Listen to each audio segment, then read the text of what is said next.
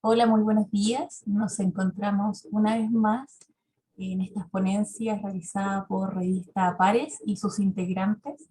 Les cuento que Revista Pares es una revista electrónica interdisciplinar e internacional de las ciencias sociales. Acceso abierto, gratuito y donde puedes publicar semestralmente.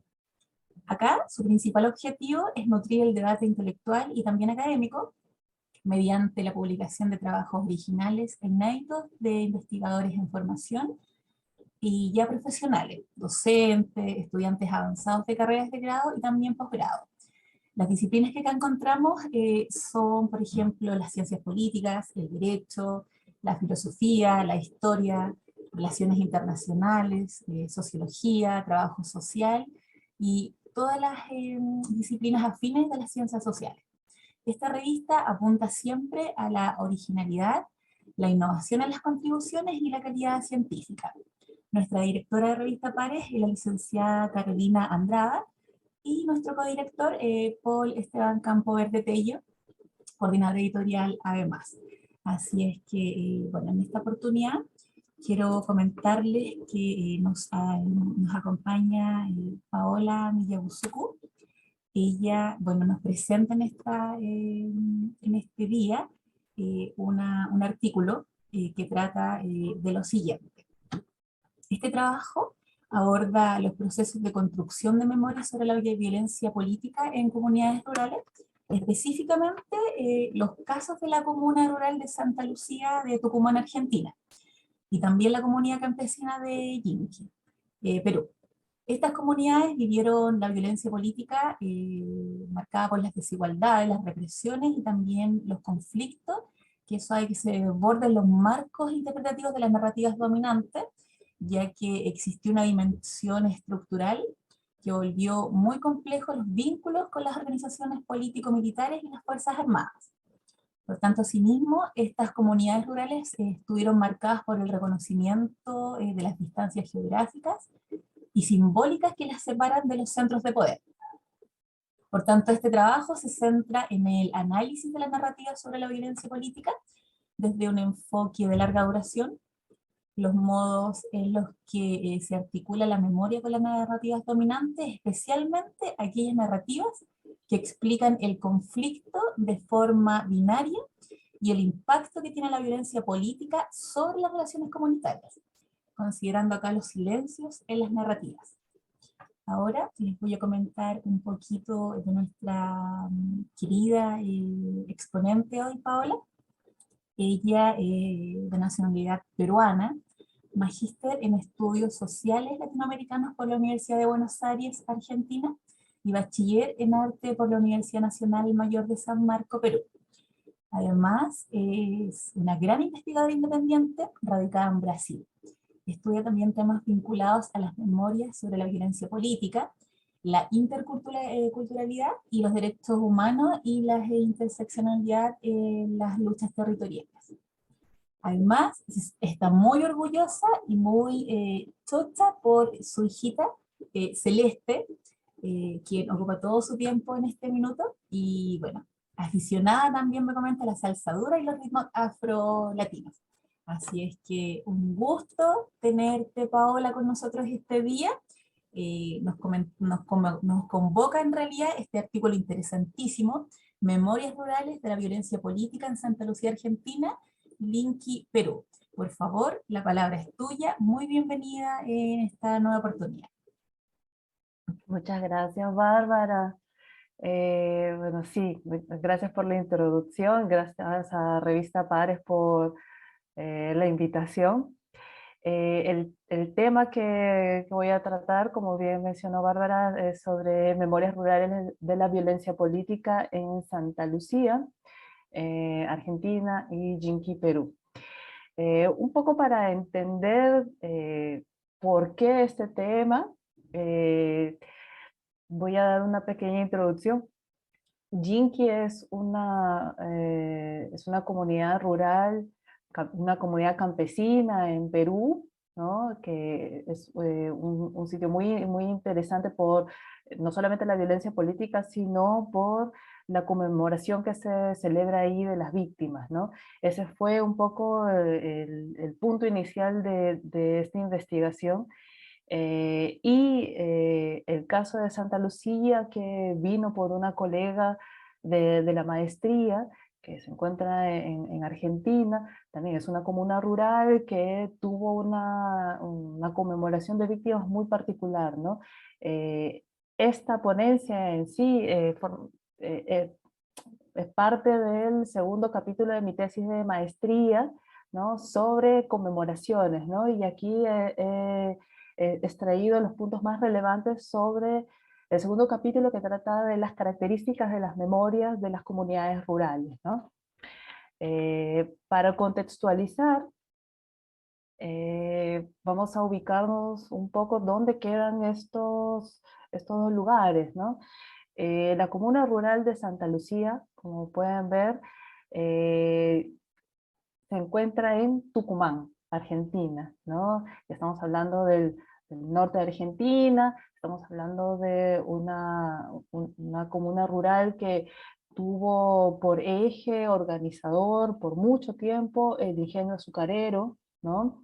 Eh, eh, en, en este mapa que pueden ver a la derecha, podemos ver el punto que es Santa Lucía, la comuna de Santa Lucía, ¿no? Y la distancia que tiene con la capital de la provincia de Tucumán, ¿no? Que es San Miguel de Tucumán.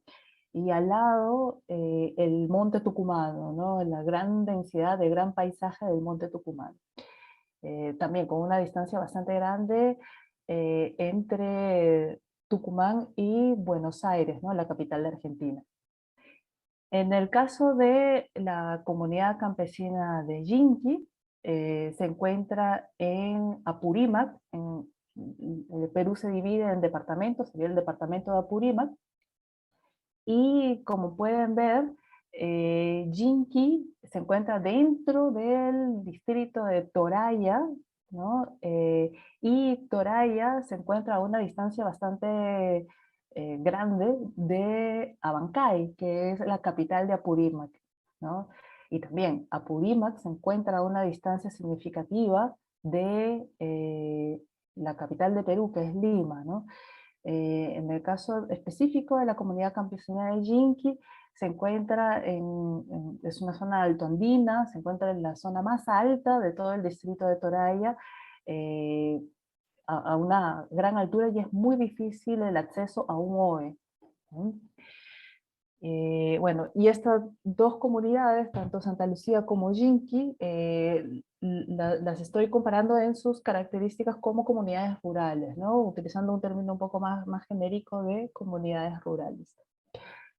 Ahora, ¿qué pasó aquí?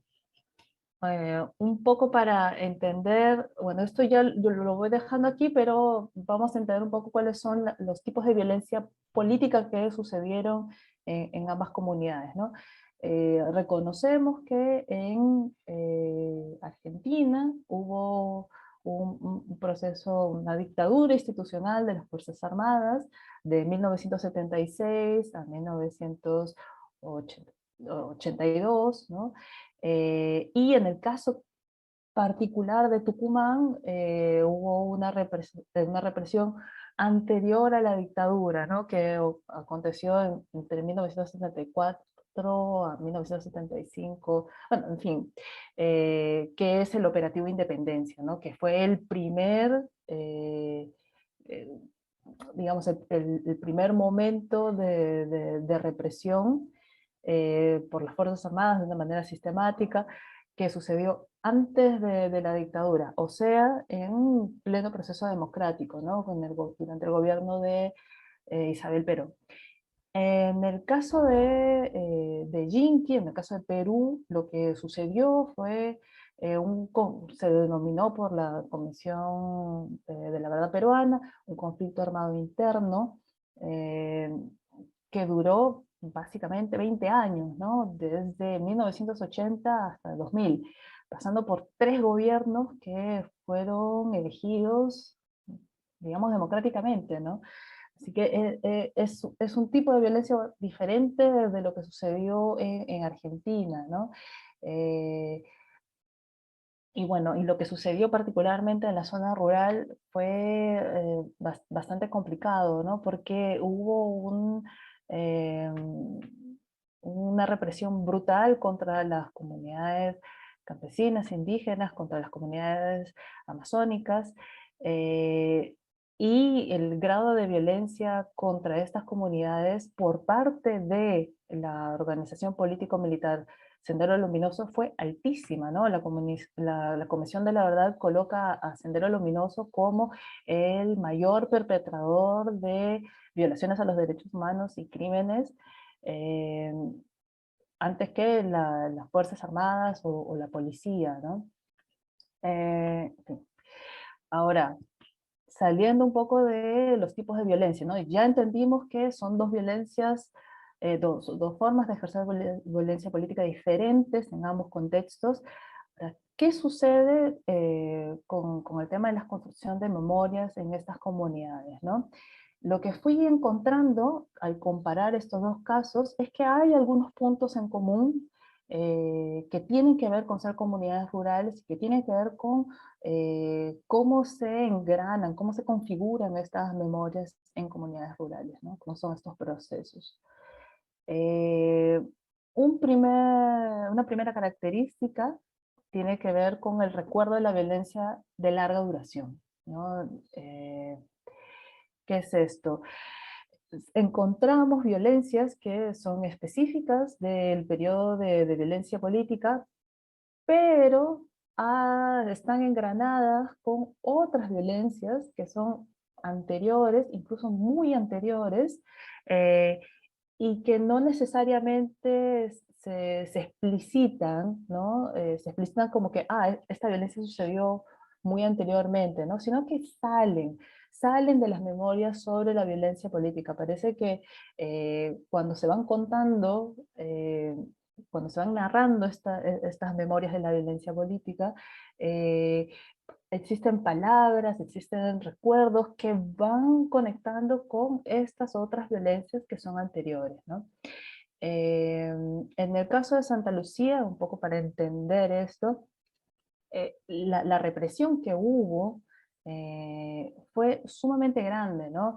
Pensemos que Santa Lucía tenía como eje al ingenio azucarero, tenía un sindicato muy fuerte. Tucumán tenía uno de los sindicatos de trabajadores del azúcar mm, sí, más grandes, que era la FOTIA, ¿no? También tenía otros sindicatos fuertes, y la represión que hubo ahí fue sumamente grave, ¿no? Una vigilancia extrema tanto de la vida pública como de la vida cotidiana. Hubo una instalación militar en el ingenio azucarero, porque el ingenio azucarero cerró lamentablemente en el 68, y después de eso hubo una fuerte manifestación de los trabajadores del azúcar porque se quedaron sin ingenio, y paradigmáticamente las fuerzas militares se instalaron en, la base, en el ingenio para ejercer ahí otra vez violencia, ¿no? ¿Por qué digo otra vez violencia? Porque, por, ej- eh, a ver, ¿cómo lo explico? Ya era el ingenio azucarero un eje, ¿no? De la vida social, política de la comuna rural, ¿no? Y cuando se instala la base en el ingenio, sucede también eso mismo, ¿no? Que la base militar se convierte en el eje político, social de la vida en la comuna rural, ¿no? Eh, y no solamente sucede esta violencia que es más explícita, ¿no? En el sentido de la vigilancia de esta vida totalmente eh, ordenada por las Fuerzas Armadas, sino también se ejerce una violencia más oculta, ¿no? Que tiene que ver con el sistema clandestino, ¿no? En la base militar había un sótano, que es la imagen que pueden ver ahí, en donde se ejercían torturas, ¿no? Y todo el mundo sabía, todo el mundo, tanto la gente, la población de la propia comuna como de los alrededores, sabía que existía esta violencia en el sótano, ¿no? Que es un poco la característica lo que sucedió con la dictadura y con el operativo Independencia, ¿no? Una forma de represión clandestina sistemática. Eh, bueno, lo que más se comenta en las memorias es esta cosa de la autoridad de la base militar, ¿no? Sobre la comuna. Eh, Ahora, ¿qué es lo que podemos ver en algunas memorias, ¿no? Y esto lo tuve de otra publicación que es de Nassif, ¿no? Que cuando se estaba haciendo en 2013 la inspección ocular de este sótano, ¿no? Que es el sótano donde se ejercían las torturas, de donde se desaparecía gente en Santa Lucía, cuando en el marco de una de las megacausas judiciales sobre lo que sucede, la represión en Santa Lucía, eh, uno de los testigos comentó que en ese sótano, durante la época del ingenio azucarero, se ejercía castigos a los malos trabajadores, ¿no? Un comentario, una frase, una memoria que salió a partir de una inspección ocular que tiene que ver con la, eh, la violencia del operativo de Independencia y la dictadura, pero que tiene que ver con un periodo muy anterior, ¿no? Entonces, por eso hablamos de que hay este recuerdo de violencias de larga duración, para el caso de Santa Lucía. Y para el caso de Yinki, eh, ¿cómo fue la violencia? Sendero Luminoso estuvo operando en la zona de Apurímac desde aproximadamente inicios de 1980, ¿no? Desde los primeros años de, de- de esa década. Eh, y estuvo incursionando, pero a partir de mitad de la década de 1980 empezó a incursionar con mucha mayor fuerza en las zonas rurales. Y de una forma sumamente violenta, ¿no? Que fue a partir de 1986 cuando se asesina a autoridades y comuneros de la zona de Toraya, ¿no? Primero asesinando a los de la comunidad vecina, ¿no? De Toraya, y luego hacia las demás comunidades campesinas de ese mismo distrito, ¿no? A partir de la irrupción, digamos, violenta de Sendero Luminoso, es que también comienzan a aparecer de una forma mucho más sistemática las Fuerzas Armadas y los Sinchis. Los Sinchis era el cuerpo policial que se especializaba en eh, contra, perdón, que se especializaba en todas las acciones antisubversivas, ¿no? Especializados en antisubversión. Eh, Incluso una de las bases más terribles, más violentas de Apurímac, que es la base de Capaya, estaba muy cerca de Jinqui, ¿no? De la comunidad y del distrito. Entonces, a partir de 1986 es que ya de forma sistemática y recurrente empiezan las agresiones tanto de Sendero Luminoso como de las Fuerzas Armadas y los Sinchis, ¿no? Eh, los tipos de violaciones a los derechos humanos son inmensas, y no solamente sucedieron en la base militar, sino también dentro de las propias casas de los comuneros, ¿no? Eh, ¿Y qué es lo que los comuneros comenzaron a relatar, ¿no? Que para conseguir algún tipo de escape, ni siquiera puedo decir de paz, ¿no? Porque se encontraban siempre como objetivo de Sendero Luminoso y de las fuerzas del orden, ¿no? Lo que hacían eran escapar a las montañas, escapar a los barrancos, a los montes, abandonar sus casas, abandonar sus tierras. eh, Esto para poder conseguir librarse de las violencias que estaban siendo ejercidas contra ellos, ¿no? Y esto es importante, ¿por qué? Porque esto no fue nuevo. El abandono de las casas y la huida en los barrancos y a los montes es algo que ya se hacía en la época del gamonalismo. El gamonalismo, que básicamente fue el poderío de los hacendados, eh, desde finales del siglo XX, más o menos el- la, la década finales de la década de 1970, así que fue bastante largo el poderío de los hacendados. Eh, Durante todo este periodo, los hacendados ejercieron un poder sumamente grave, violento, contra las comunidades campesinas, contra los comuneros, ¿no? Sobre todo contra las autoridades. ¿Y qué es lo que hacían los comuneros desde esa época? Huir, abandonar sus casas, huir a los barrancos y a los montes, porque los capataces de los hacendados y, en fin, todo el sistema alrededor de toda la red de los hacendados ejercía una violencia sumamente fuerte contra ellos, ¿no? Y ellos abandonaban. Incluso una de las memorias sobre específicamente el conflicto armado interno hablaba que mencionaba a las Fuerzas Armadas como patrón, ¿no? Y eso también es significativo. Utilizar la palabra patrón para describir a las Fuerzas Armadas te está definiendo un tipo de trato que viene desde mucho antes, ¿no? Y también no podemos olvidar del racismo ejercido contra las comunidades campesinas, ¿no? Tanto desde la época del gamonalismo de los hacendados como durante el conflicto armado interno, ¿no?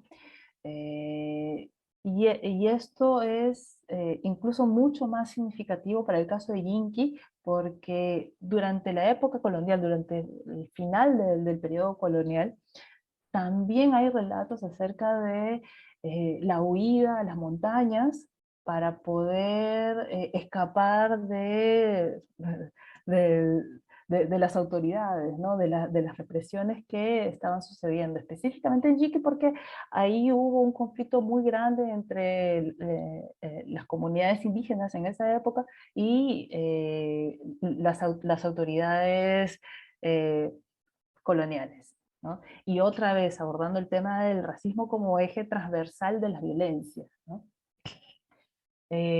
Bueno, eso es un poco para entender esta característica de las memorias largas. Ahora, ¿qué también encontramos dentro de estas memorias en comunidades rurales, ¿no? Narrativas binarias. Las narrativas binarias básicamente atraviesan todos los procesos de violencia política, ¿no? ¿Y qué son las narrativas binarias? Son narrativas en donde se coloca a las fuerzas beligerantes, ¿no? A las organizaciones político-militares como a las fuerzas del Estado, como las dos fuerzas en conflicto, en guerra, y la sociedad civil como un otro, eh, un tercero que está viendo el conflicto, ¿no? Como que no participa. Las narrativas binarias en sí funcionan para consolidar un testimonio, ¿no? Que resulta ajeno al conflicto, ¿no? Colocarse como ajeno al conflicto, como una persona que básicamente mm, eh, no tiene ninguna agencia política sobre eso, no participa, solamente ve lo que sucede, ¿no? En el caso de Santa Lucía, en el caso de Argentina, la principal narrativa binaria es la teoría de los dos demonios, ¿no? Que utilizando el término de Franco, se coloca como una matriz, ¿no? Porque son muchas narrativas que se encajan dentro de esto de la teoría de los dos demonios, ¿no? Y la teoría de los dos demonios, como ya sabemos, eh, resultó ser mucho más difundida durante la transición, ¿no? Porque fue utilizada también tanto por eh, digamos, defensores de los derechos humanos en esa época, como también por personas que negaban el conflicto, ¿no? En fin, fue una teoría que de alguna manera eh, no va más, no se justifica más, no se justificó más. pero lo que resulta paradigmático para el caso de Santa Lucía es que continuó vigente, ¿no? Y las propias víctimas de la represión mencionaban esta teoría, ¿no? No la mencionaban así como teoría de los dos demonios, ¿no? Sino siempre se colocan como terceros, como personas que están mirando, siendo testigos de un conflicto que les es ajeno, ¿no? Eh, y muchas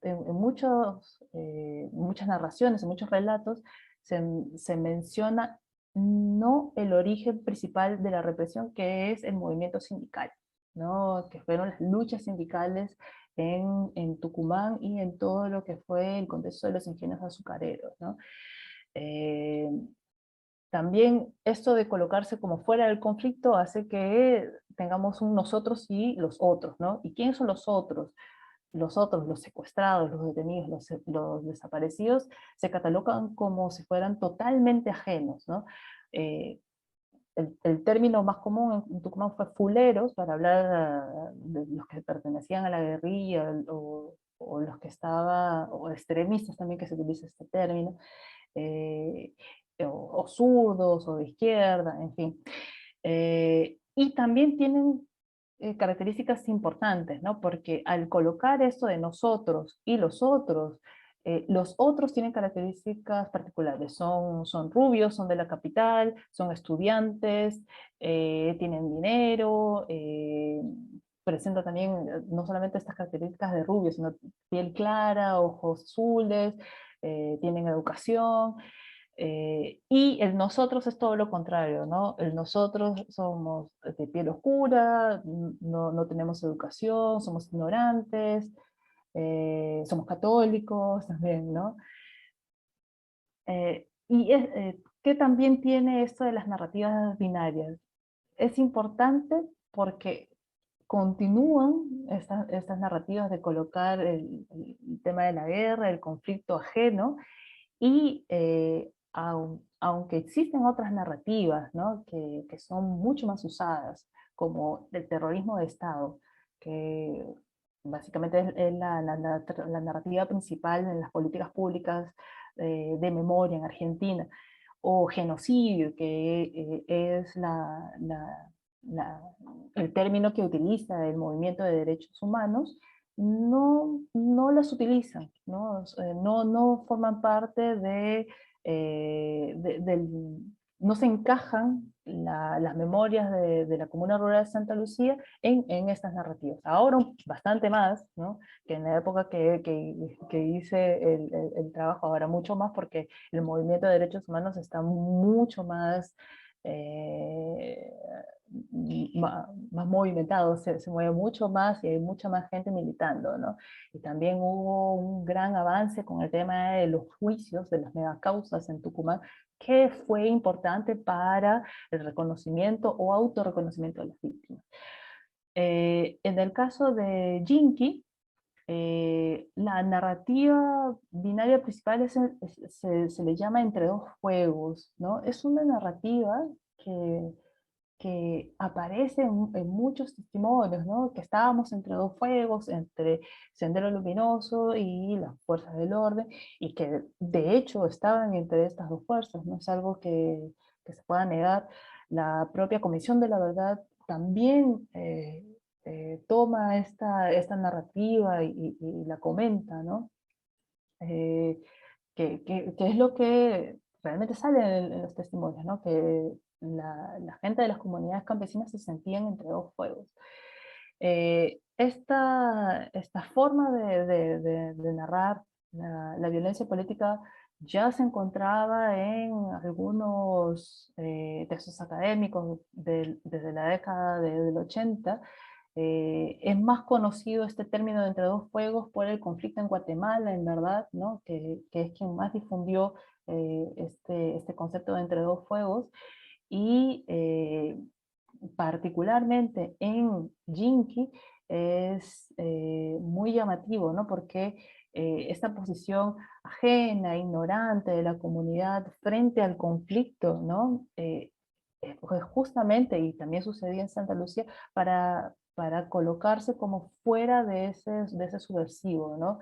Que en el caso de las comunidades campesinas en Perú, eh, tiene que ver mucho con dónde surgió, dónde comenzó el conflicto, que fue en Ayacucho, que es una zona altoandina, quechua hablante, mayoritariamente campesina, y cómo esto y la extensión que tuvo Sendero Luminoso en las zonas rurales, comenzando por las zonas altoandinas, eh, hizo que el estigma de subversivo se asociara mucho a las comunidades quechohablantes, andinas, altoandinas, campesinas, y a la propia identidad apulimeña, ¿no? Así que se hacía este equivalente entre zona roja, ¿no? Zona subversiva como zona india, que también sucedió en Guatemala. El caso de Guatemala y Perú es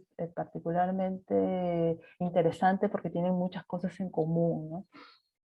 Eh, y bueno, la narrativa entre dos fuegos funciona justamente para alejarse de ese estigma, ¿no? De no, no colocarse como subversivo. Y es bastante complicada la situación que vivieron las comunidades campesinas, y en el caso de Yinki, bastante, porque ya eran estigmatizados por ser solamente apurimeños, por presentar determinadas características, son campesinos, quechohablantes, de determinados rasgos, de rasgos indígenas. eh, Todo eso los hacía colocarse para las Fuerzas Armadas como subversivos, ¿no? Y como justamente eran tratados ya como subversivos, sin necesariamente ser subversivos, eh, eran detenidos, eran reprimidos, violentados, y las personas que eran violentadas y reprimidas ya pasaban a ser catalogadas también como subversivas, ¿no? Siendo en muchos casos inocentes.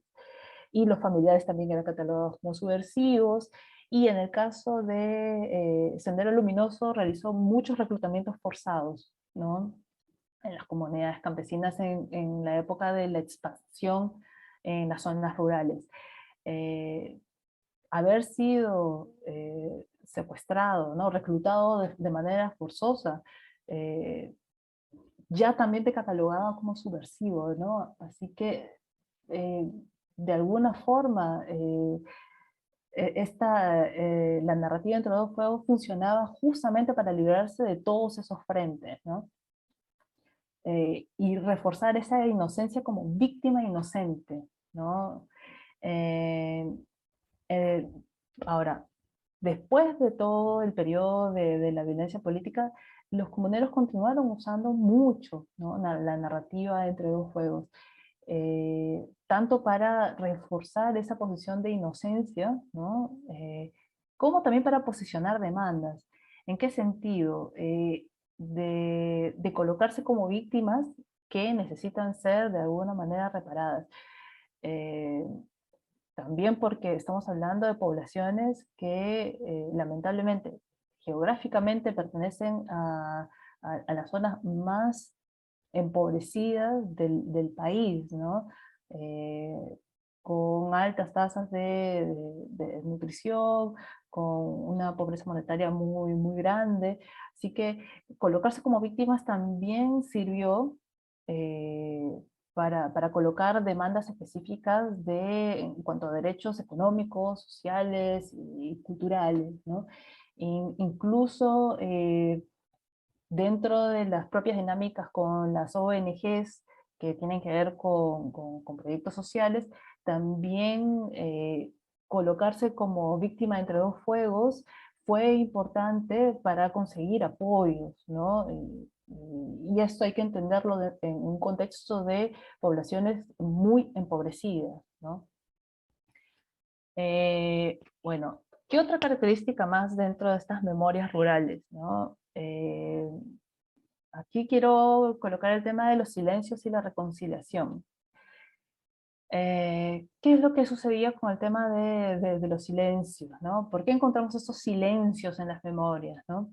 Ya había mencionado que en el caso de Santa Lucía hay esta identidad diferenciada entre el nosotros y los otros, ¿no? El fulero, el estrevista, el guerrillero, versus el santaluceño, ¿no? Que tiene determinadas características.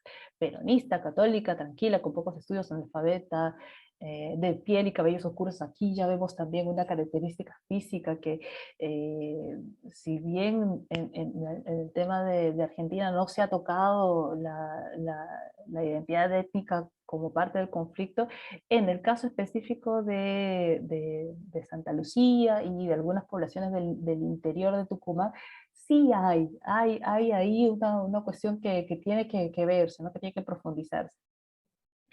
Eh, en fin, y esta estigmatización de subversivo y esta necesidad de colocar una identidad específica contra un otro, eh, no, no, no solamente fue, digamos, en tanto una necesidad de salirse de la identidad de subversivo, ¿no? También fue, como en todo caso de violencia y de represión en comunidades pequeñas, desarticuló completamente las relaciones sociales, ¿no? Este temor que se menciona en las memorias del vecino, de incluso los propios familiares, porque no se sabía quién era quién, eh, es sumamente disruptor y quiebra, ¿no? Todo el tejido social en una comunidad, ¿no? Y en las comunidades rurales eso es bastante difícil, grave y problemático, ¿no? Porque son comunidades que entablan relaciones muy fuertes, ¿no? Eh, por eso mencionaba también el tema del sindicato, ¿no? Uno de los sindicatos más fuertes de Tucumán era el de Santa Lucía, ¿no? Incluso una de las primeras eh, personas que sufrieron la represión por parte de los, digamos, de la parapolicía, de los ingenios, de los dueños de los ingenios, fue una santaluceña, ¿no? Eh, ahora, hay también una peculiaridad del caso de Santa Lucía, que la guerrilla rural del PRT-ERP, ¿no? Que era la organización político-militar de la zona, ¿no? La guerrilla rural, que se llamaba Ramón Rosa, Compañía del Monte Ramón Rosa Jiménez, ¿no? Ajustició a dos vecinos de Santa Lucía, ¿no? Uno era Saraste, que era un civil, ¿no? Y otro era el policía Ibarra, que era el policía de la comuna rural, ¿no? Eh, este ajusticiamiento que sucedió porque estas dos personas estuvieron involucradas en el asesinato de Ramón Rosa Jiménez, que era un hachero de la zona, ¿no? De las colonias próximas, eh, y que pertenecía a la guerrilla rural. eh, este ajusticiamiento fue bastante grave para la comuna, ¿no? Algunos mencionaban como, sí, es válido el ajusticiamiento por lo que había sucedido, y otros, no, este era un vecino de nosotros, ¿no? ¿Cómo pudo haberse hecho este ajusticiamiento? Y es uno de los hitos dentro de cómo se dividen las posiciones y las memorias en Santa Lucía, ¿no?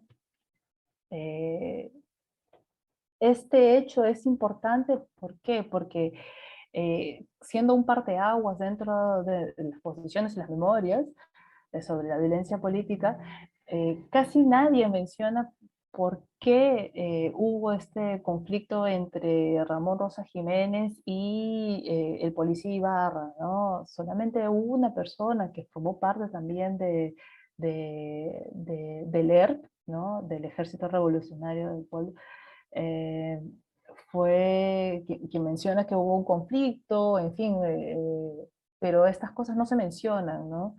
O las personas que participaron dentro de la guerrilla rural o que tuvieron algún tipo de simpatía por el PRT, por el ERP, eh, no mencionan esta militancia, ¿no?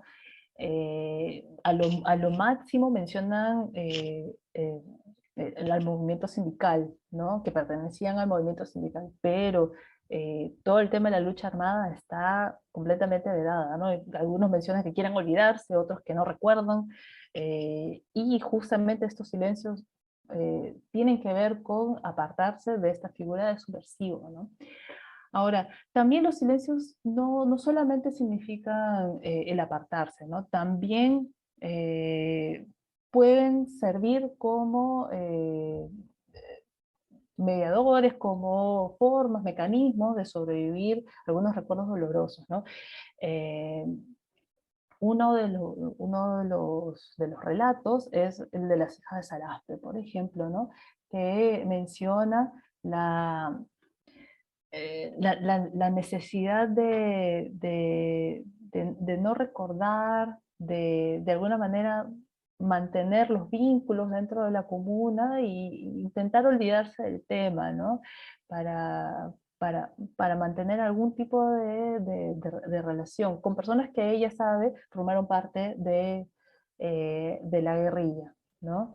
Y en uno de sus relatos menciona que existía un encapuchado que fue quien delató a la guerrilla rural quién era el papá, ¿no? Quién era Saraspe, ¿no?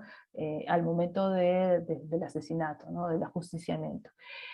Esta figura del encapuchado, por ejemplo, es sumamente interesante porque de alguna manera sirve para decir, fue una persona dentro de la comuna quien delató, ¿no? Y fue cómplice dentro digamos, del asesinato del pariente, pero de alguna manera es irreconocible, ¿no? Porque está encapuchada. Esta figura del encapuchado, para el caso peruano para el caso de las comunidades ayacuchanas, que es el caso que estudia Teidon y del cual estoy tomando la figura del encapuchado, se menciona mucho el encapuchado como esa figura, ese vecino, esa persona que forma parte de la comunidad, que de alguna manera no se puede identificar y que es cómplice de la violencia, ¿no? Así que es un recurso que justamente reconoce que hay una complicidad de otras personas, ¿no? Que de alguna manera esos vecinos con quienes se mantienen relaciones cordiales también de alguna manera participaron o tuvieron algún tipo de papel, de rol en la violencia ejercida, ¿no? Pero que no se puede identificar. En el caso de Jinky, como también mencionaba anteriormente, hubo esta equivalencia entre decir zona india y zona roja, ¿no? En Perú se utiliza mucho el término terruco, que es una forma quechuizada de terrorista, ¿no? Esta es la identidad de la cual se quieren salir los comuneros de Yinki, ¿no? Eh, Siempre colocándose como nosotros somos ignorantes, somos sumisos, no nos metemos en política, en contraposición a la figura del terruco, ¿no? Que en fin, es una persona politizada, que sabe lo que está haciendo, que está metida en política, que está metida en la revolución, ¿no?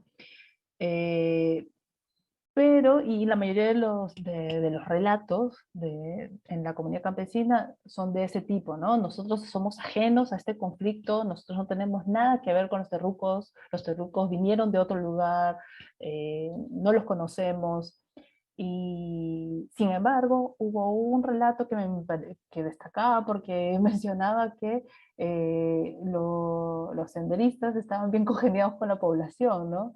Que ellos venían para explicar cosas que tienen que ver con la justicia social, en fin.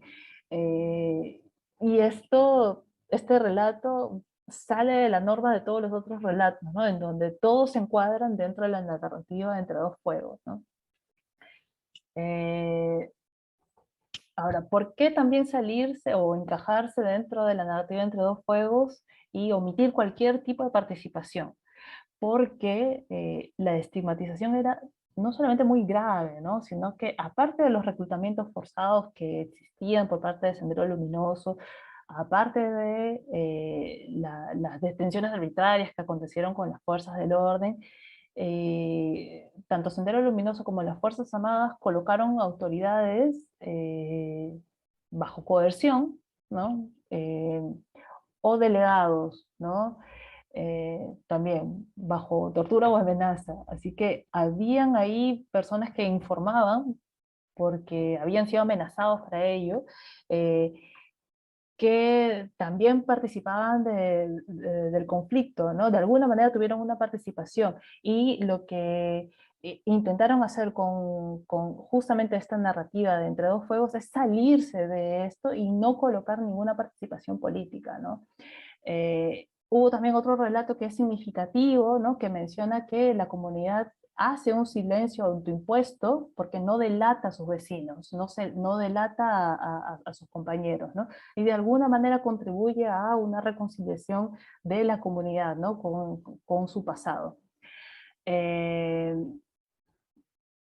el tema de los silencios también es complicado para la comunidad de Yinki, porque hubo una cantidad no menor de acusaciones eh, y delaciones que eran falsas, ¿no? Que se debían más a conflictos personales, y que en las memorias van apareciendo como si fueran envidia, ¿no? Me acusaron por envidia, o acusaron a mi familiar por envidia, ¿no? Porque decían que teníamos tierras, dineros, animales, en fin, eso de por envidia, más bien lo que dice sin decir es que no eran acusaciones por alguna participación real en el conflicto, ¿no? Sino por un conflicto totalmente personal. Eh, y eso, como sucedió de una manera no menor, fue algo que destruyó completamente el tejido comunitario en Yinki, ¿no? Y por eso se entiende este otro relato que menciona de no mencionar quiénes participaron en el conflicto, ¿no? Ni como delatores, ni como participantes tanto de haber participado en Sendero o haber hecho delaciones para las Fuerzas Armadas, ¿no? Así que estos silencios no solamente, que en la literatura se habla mucho acerca de silencios como formas de expresar el trauma, ¿no? También son mecanismos para reconciliarse, para de alguna manera reponer el tejido comunitario en estas comunidades rurales, ¿no? En fin, estas son las características que encontré en estas dos comunidades que me parecieron interesantes, más de forma comparativa, ¿no? Porque el trabajo justamente se enriquece en entender que son dos violencias totalmente diferentes, dos violencias políticas totalmente diferentes, pero que en contextos rurales y de comunidades rurales tienen características bastante parecidas, ¿no? De cómo se narran las violencias, y que hay que entenderlas así también, ¿no? Que salen de las narrativas dominantes y más bien se enlazan tanto con violencias anteriores como con estas narrativas binarias que sirven no solamente para desenmarcarse del estigma de subversivo, sino también sirven para otros fines, y el tema de los silencios como formas estratégicas de reconciliarse y de mantener algún tipo de relación en la comunidad, ¿no? Bueno, es eso, espero que se haya entendido. Sí, Paola, súper interesante. Mira, nos queda poquito tiempo, pero igual yo quería, Se mutó.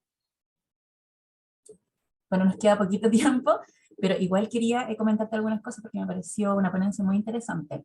Acá vemos cómo estas comunidades rurales se configuran de sus memorias y sus propios relatos, y cómo predomina también el tema del racismo y sobre todo la violación a los derechos humanos. Eso es tajante.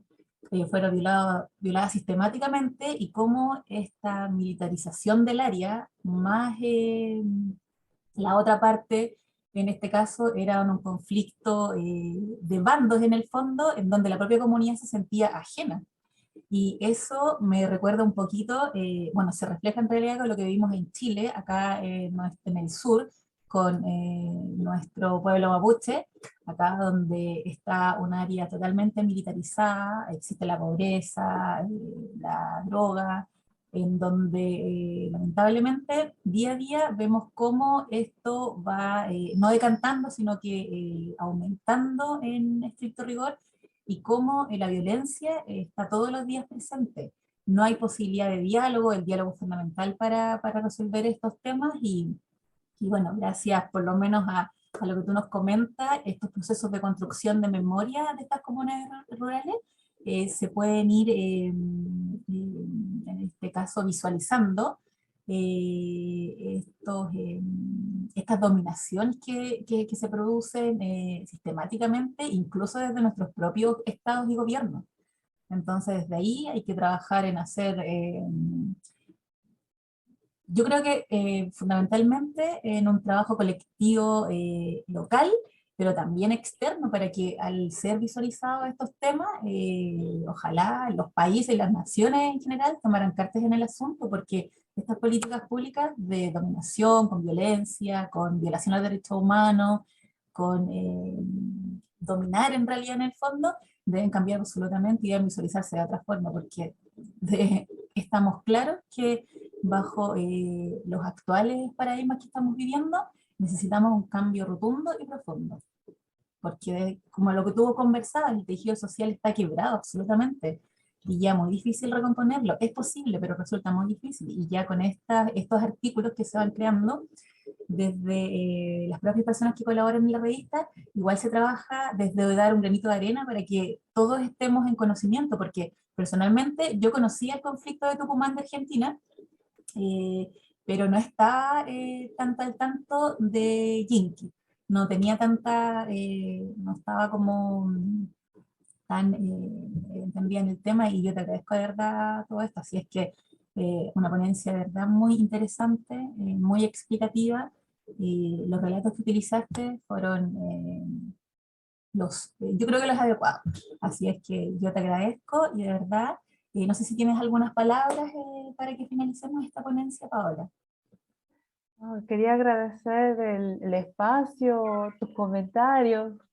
eh, y sí, ¿no? Es importante ver que estas cosas que sucedieron, ¿no? Hablando del pasado, no terminan, ¿no? Continúan de alguna forma, ¿no? Y si no se consideran que por más que hablemos de conflictos específicos, ¿no? de violencias políticas específicas, en comunidades rurales, o lo que sucede, por ejemplo, cuando colocamos la cuestión étnica, es que no son violencias nuevas. El racismo no es una violencia nueva, es una violencia estructural. Y si no abordamos esto, ¿cuándo? Seguimos ejerciendo una violencia continua hasta el día de hoy, por más que el conflicto haya terminado. Y esto es lo que sucede en estos casos, ¿no?